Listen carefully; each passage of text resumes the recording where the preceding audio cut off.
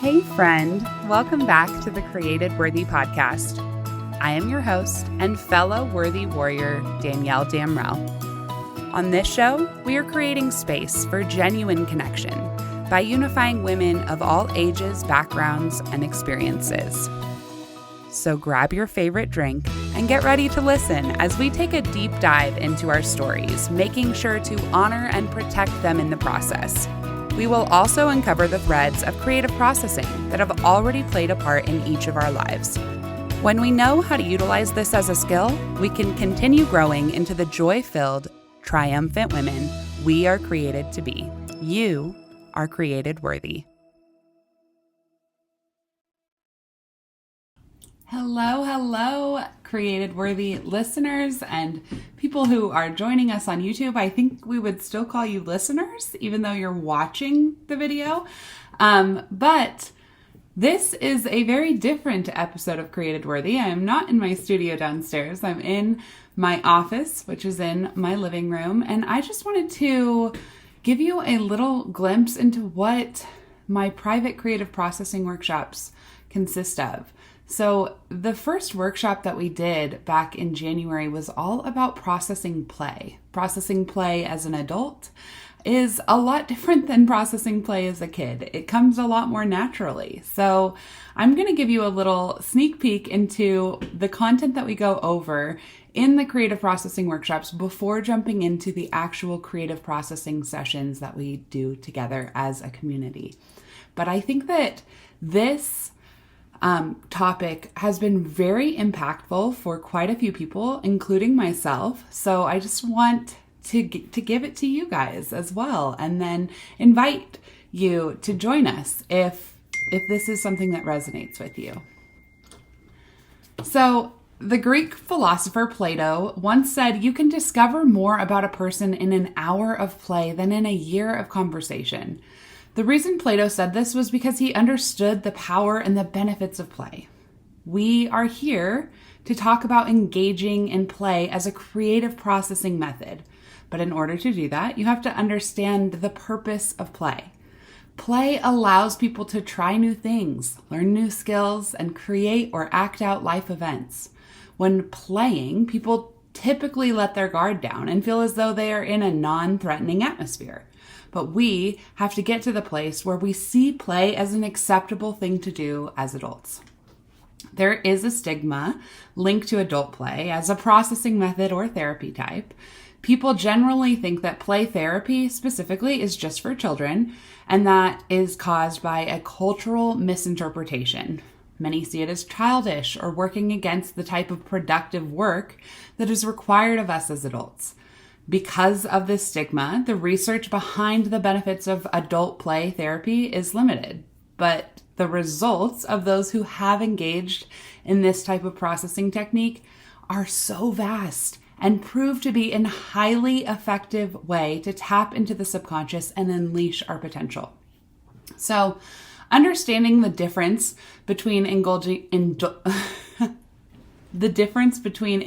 in play as an adult versus as a child is important to clarify because there are distinct differences. The basic goals of play are the same between all who engage in it: to create space where people feel at ease to express their true thoughts and feelings and to deepen the relationships of those involved in a non-threatening way. We play so that we can enjoy our life. We engage in play so that we can create space for joy in our life. But as adults, we are conditioned to deal with stress on a daily basis, but typically shut down in a sense to find ourselves uncomfortable with expressing our true feelings, and in turn, feel easily judged and lack the desire to be vulnerable. That's what play offers us, is a way to break out of that. Yes, as adults, we do have a responsibility to maintain self-control and uphold expectations like taking care of the house, being a present mom, going to work, spending time with friends, and so forth. But playing offers us a way to continue unfolding and upholding those responsibilities in a way that is more carefree and fun. Like, hopefully, you experienced play in your childhood. I have to be honest, though, and tell you that as I have been working through this topic of play, I specifically started working on it with my therapist, and I realized that there was a lot of pain associated with it. I didn't know that before working on this in therapy, but it definitely came out when I started talking to my therapist about it. It all stemmed from the fact that play for me was not a carefree activity when I was a kid. For me, it was stressful and confusing most of the time. I had a really hard time identifying the ways that play showed up in my childhood because my memories are all very limited and I have almost a complete memory block of my younger years aside from some traumatic experiences.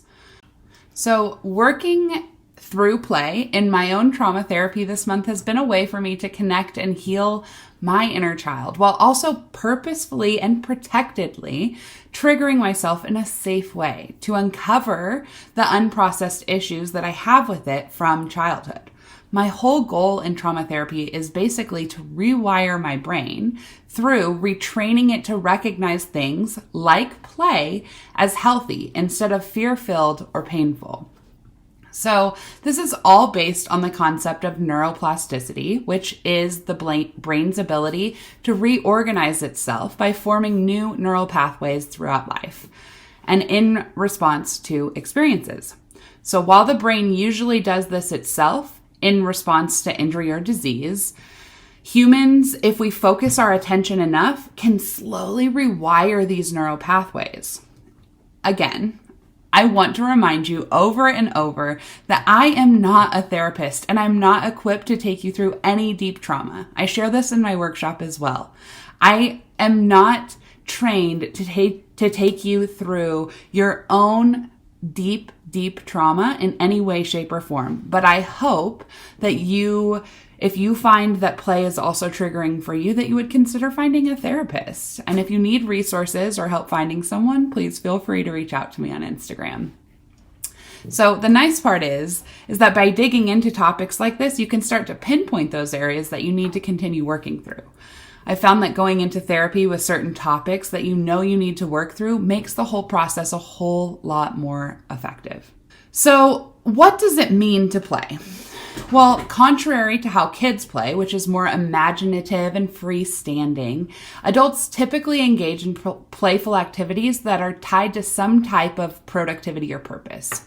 So in the creative processing workshop, Processing Play, which we will do again in July, we do something that kind of combines how children play and adults play. And we engage in prompts that allow us to feel productive and purpose-filled while also just engaging that muscle, that play muscle.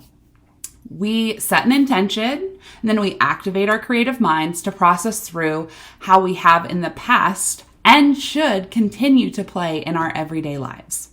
We know play is something we do for enjoyment and recreation. And as adults, we probably typically think of play as activities such as skiing, hiking, biking, playing a game with family or friends, knitting, drawing, creative writing, hanging out at a party. But if you are mindlessly surfing the web or watching TV to tune out or avoid your tasks, that's not really that enjoyable if you think about it. Am I right? Well, that's because that's not play. But what you may not know is that play is also an attitude. Kristen Milliken, the author of Play ADHD, points out that play can also be an attitude. When you adopt play as an attitude, you can turn an activity into something that is playful, such as playing upbeat music and singing while you wash the dishes. You can set a timer and race to see how many emails you can process through in an allotted amount of time. That might be stressful for some, and if it is, then it's probably not play. But you could cook with a family or friend. You could take a break to work and hang out with your colleagues instead of just constantly working and hustling. You could dress up and go to a costume party. You could laugh while you're driving. You could listen to some comedy radio. You could dance while you're vacuuming. These are all ways to adopt play into our lives, into our everyday tasks. Adopting play as an attitude makes life more fun, which is one of the goals in my creative processing workshop, Processing Play. I want to help you reconnect with the playfulness that's already within you. So let's talk for a minute about the functions of play. Well, play provides many different functions that can allow people to feel safe, explore their thoughts, feelings, or even your issues. Some mental health professionals describe play as the most complete form of self-expression developed by the human organism. Some of the most notable functions include safety, creativity, self-expression, connection to your subconscious, and comfort while talking or experiencing uncomfortable seasons. That's probably why some of us laugh when we're talking about really deep or painful things. It's actually a coping mechanism in which we are subconsciously trying to make the situation feel more comfortable by laughing, which can be considered a form of play. Play often allows people to express their subconscious thoughts and fears, and it's a way in which we can learn to deal with serious issues in a less threatening way. Therapists, still to this day, often use play techniques to treat people facing grief and loss, mood disorders, anxiety disorders, post-traumatic stress disorder, obsessive-compulsive disorder, and ADHD. So now that we know the functions of play, what are the benefits of play? Well, the benefits of play help adults improve executive function, especially for those of us with ADHD. It also helps us to make authentic connections with other people, and it reduces our overwhelm and stress levels. It boosts our creativity, and it does so much more, which we go into, again, in our processing play workshop. So at this point, we would set an intention so that we can take the prompts that I give you and process them for 15 minutes each. As just a little gift to you, I'm going to give you 2 of the prompts from our workshop so that maybe you as a listener can take these, set your intention, your creative processing intention, and process through these. And then let me know how you feel. Send me a message on Instagram, on Facebook or an email, and let's talk about it. I would love to know how bringing more play into your life helps you. So the intention that we set in this specific processing session is the purpose of writing, drawing, painting, knitting, however you're creating. I recommend writing if you haven't done creative processing very much because I believe it's the gateway to your subconscious. So the purpose of writing is to process play. You would write that at the top of your journal or your notebook, wherever you would go to sit down and start writing. So the purpose of writing is to process play. And now we are going to sit down and we're going to think about what play looked like for you as a child. So that's the first prompt I would start with. What did play look like for you as a child?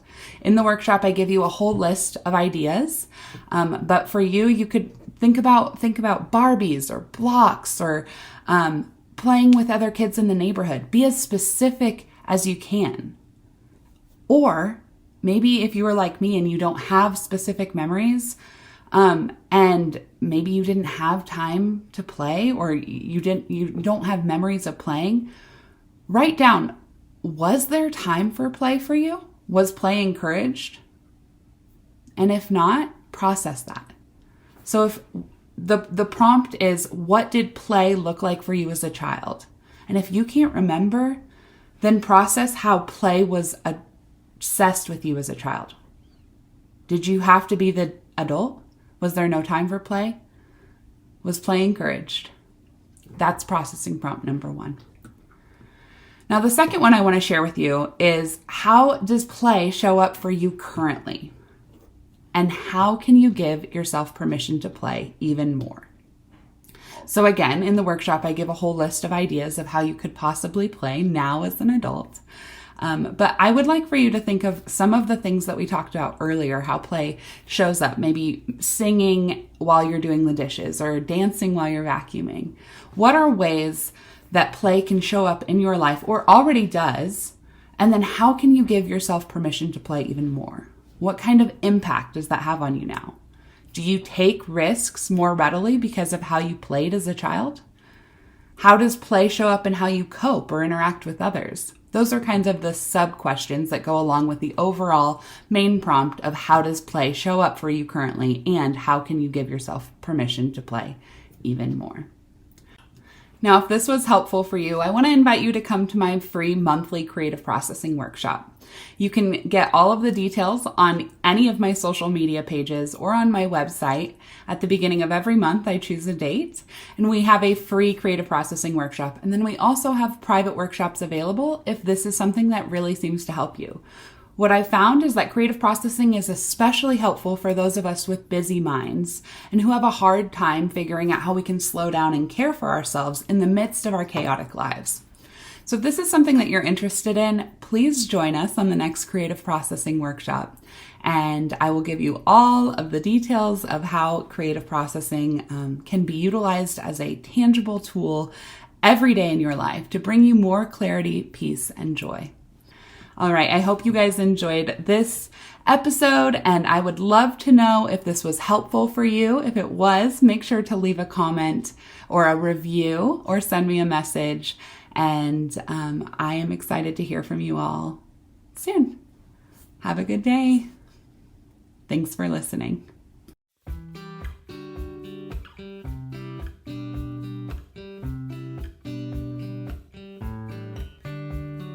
Thanks for tuning in to the Created Worthy podcast. If anything in today's show resonated with you, can you do me a huge favor and go leave a 5-star review? This helps more listeners find the show, and it also expands the impact, messages, and stories that are shared here. All the links and guest information are in the show notes. If you're on social media, I want to personally invite you to continue the conversations about these important topics that we're talking about. You can find Created Worthy on both Instagram and Facebook by just typing in Created Worthy Podcast. Can't wait to talk to you soon, friend. And don't forget, you are created worthy.